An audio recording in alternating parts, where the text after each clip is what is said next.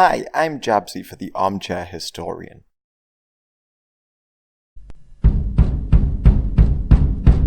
Italian nationalists had since the end of the Napoleonic Wars been trying to unify, but their initial rebellions in 1848 failed. But the Kingdom of Piedmont Sardinia, then led by Victor Emmanuel II and his Prime Minister Cavour, through an alliance with France, had managed to unite a lot of the north. And in 1860 Giuseppe Garibaldi sailed to Sicily with 1,000 men to conquer the south. But France had kept troops stationed in Rome since they helped restore the Pope to power during the 1848 revolutions, so Cavour feared Garibaldi would attack Rome and the French troops, so took troops south through the Papal States and united the territories. But shortly afterwards Cavour died, and Garibaldi in 1862 defied orders and recruited 2,000 volunteers from Sicily and sailed to the mainland in August. But the new Italian kingdom refused to be dragged into a war with France, so sent a force to halt his advance at Aspromonte. This battle, however, split the nationalists, as many Republicans like Mazzini saw the king as a betrayer to the cause. Plus, the Italians signed the September Convention with France, agreeing to maintain the neutrality of the Papal States. And the new Kingdom of Italy moved their capital to Florence to demonstrate they did not intend to take Rome.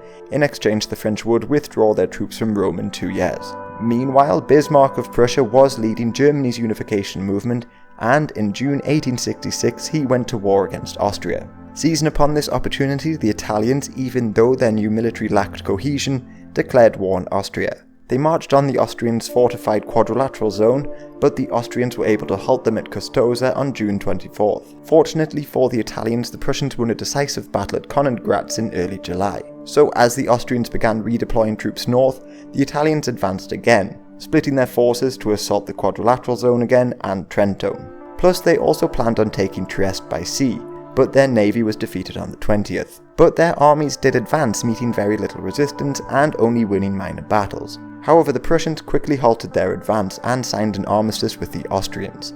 So the Italians began to fear that the Austrians would redeploy troops to the region, so the Italians also signed an armistice on the 12th of August. Austria accepted Napoleon III's mediation with the peace between Prussia, Italy and Austria. But in exchange for a favourable peace deal, they would only cede Venice to him.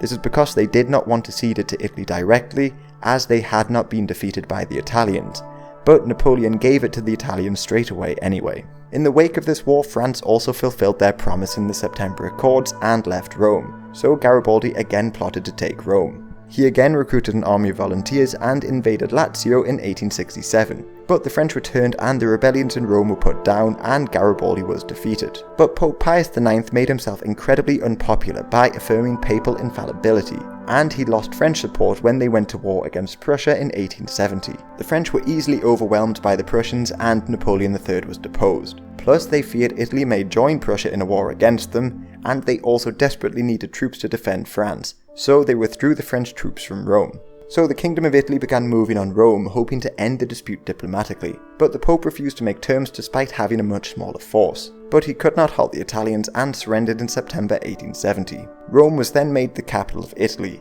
However, the Pope's position within the city and his authority proved to be an issue for decades, until the Vatican City was created by Mussolini. The new Kingdom of Italy, however, still had claims on places like Trentino and Trieste, and quickly went about forming an empire.